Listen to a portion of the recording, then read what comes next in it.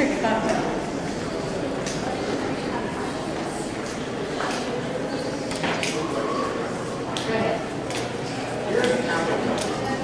find everything that you find in a small city.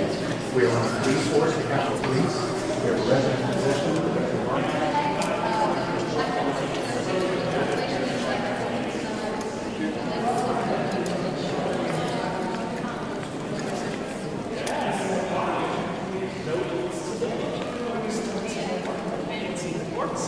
And this building was set ablaze as follows the White House. And so if you want to know this day in history, look the Okay, so now we're in Washington. Now we're in National Statuary Hall. Although today we call this Statuary Hall for I think obvious reasons. Originally, this was the House Chamber. They started meeting here in 1807, and they'll be here until 1857. But this is one of the rooms that's particularly destroyed in 1814. So they use this after the room is burned to redesign it so that when Congress comes back in 1820s, it's a much different looking room than it was before. Today, it looks similar to the way it did in the 1820s, but we've changed it since then. So let me paint you a picture of how this room would have looked as a House Chamber when they returned almost 100 years ago. Imagine this room, or 200 years ago. Imagine this room without any statues. Very good question. Just the two statues of the women above us. The floor would not have been flat, nor did it have this nice marble tile. It was carpeted wooden floor. Lower in the front, higher in the back. Everybody sat semicircle with the had a large canopy. Each representative was additionally assigned a desk. As you look down on the floor today, you will notice we have some of these brass plaques. So as more territories And they represent the best locations of people who became presidents of the United States. We're going to stand around John Quincy Adams. So everybody come on over here. Lincoln's in the back, we've got Franklin Pierce and a few others. But the reason we're standing over by John Quincy Adams is so I can show you how difficult having a meeting in this room was. And it has to do with the acoustics. This room is designed like an amphitheater, so the idea is in the front, your voice could be naturally amplified by that room. Everyone should hear you. Unfortunately, that's not what the House wanted to do. They wanted to speak from their desks because at this point, this desk is their office. They don't have an office across the street until 1909. So let me show you what happens when you do this. Everybody come on over here. Basically what's going to happen is that when you stand on one side or the other, the sound of your voice travels only along one part of the curve. So there's a spot on the other side where they hear you perfectly, and the people in between don't hear you as well. Take off your headsets for a minute. I'm going to mute my microphone to prove I'm not cheating. You all stay here while I go across.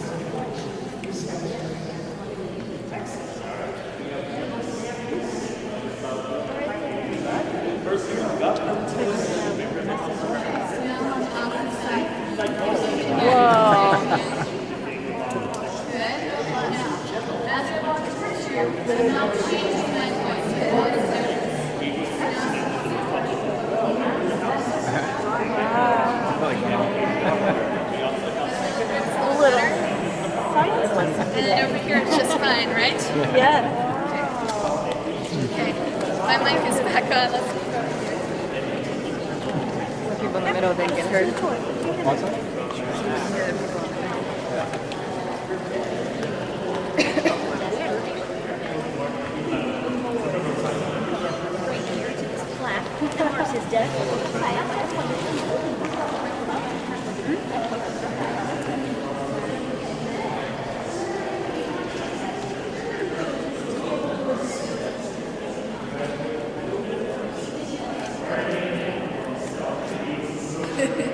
Alright, so how is that for everybody? Yeah? So you see the issue? This is just one of the problems. The other bigger problem is this room is too small for them. By the 1850s, we've added all those states. The population has grown. We've added people to Congress, to the House, and to the Senate. And the rooms that were designed for the 1820s Congress are too small for the 1850s Congress. So they decided to make it larger. And you see where the exercise is happening. That's about where the Capitol is. Everything after that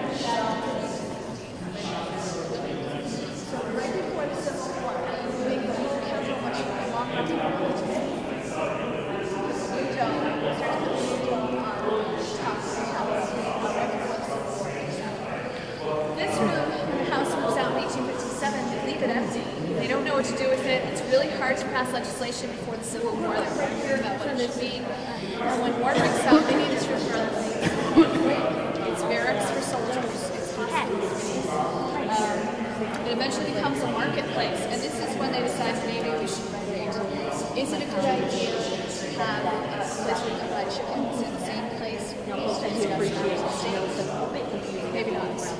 And so they decide to renovate the place and turn it into a national statue. Now initially the idea was all the statues were on. By the 1930s, we have 60 statues. And so this room is becoming too small. And that's why today the statues have a few restrictions. They have to be marble or bronze. The other way around, bronze or marble.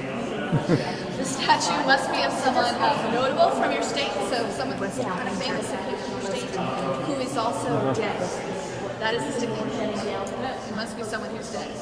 Now, if the statue has been here for more than 10 years, and most of them have, you may replace it if your state's willing to pay for a new one. Only 4 states have done this so far.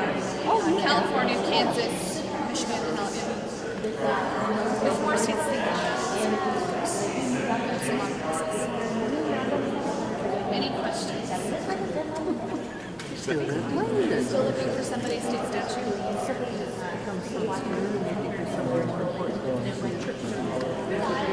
Right now. Maryland's downstairs. Arizona? Arizona's right here. Oh, Greenland. He's one. He might be leaving. Leaving? Why? Yeah, Arizona wants to put one water. Oh. So I think Greenway is one that would be. What about New Jersey? Jersey we'll see downstairs with Maryland. Rhode Island? Rhode Island's downstairs too.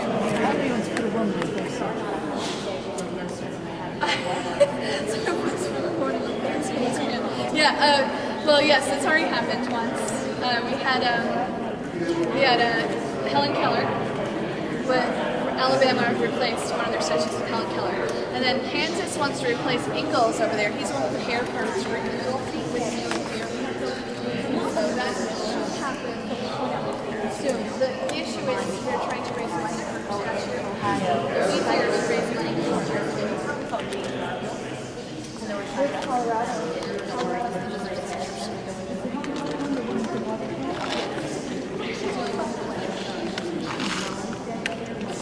Who did California send out when they replaced? Thomas Starr King.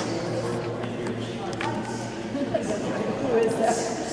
He's from the Civil War era. He's actually from Massachusetts, but some people credited him at the time of keeping California.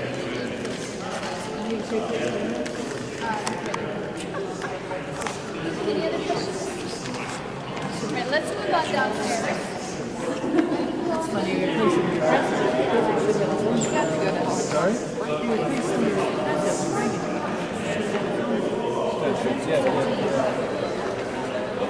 Yeah, some of these people, they got to do a lot. Yeah.